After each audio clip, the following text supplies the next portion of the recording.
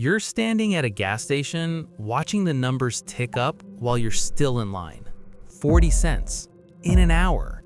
Nothing ran out. So why does a price jump instantly when the oil is still right there, under your feet? The reason is buried inside the system itself.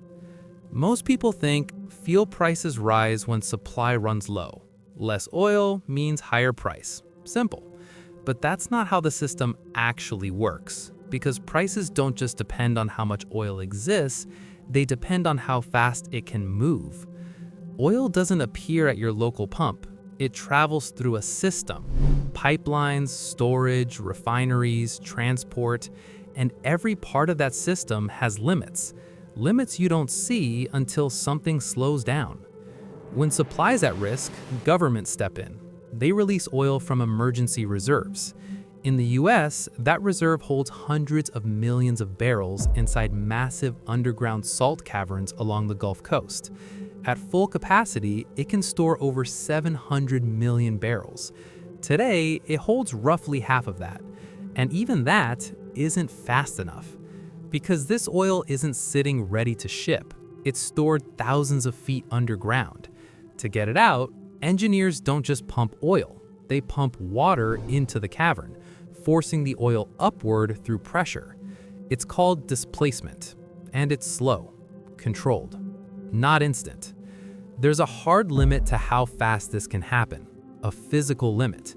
You can't just open a valve and flood the system, because the caverns, the pressure, and the pipelines all restrict the flow. Think of it like this. You have a full water tank, but the pipe is too narrow to deliver it fast enough. In 2021, a single cyber attack shut down one major pipeline. Within days, fuel shortages spread across multiple states. Gas stations ran dry, prices surged. Not because oil disappeared, but because the delivery system stopped. So even if millions of barrels exist, they can't reach the market at the speed demand requires. And that gap between supply and delivery is where prices spike.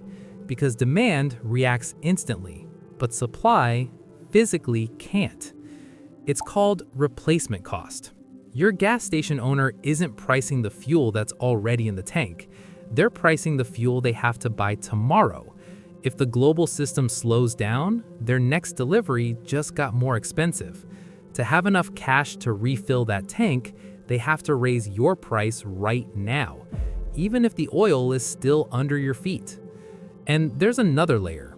Prices don't just react to what's happening now, they react to what might happen next.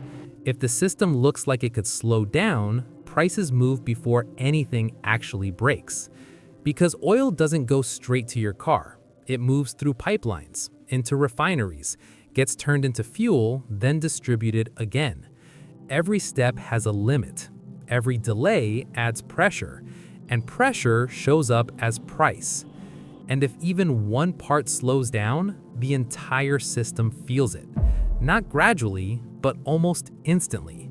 So the next time fuel prices jump overnight, it's not because oil disappeared, it's because the system couldn't keep up.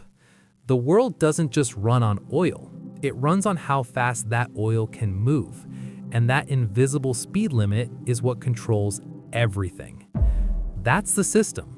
Blueprint revealed.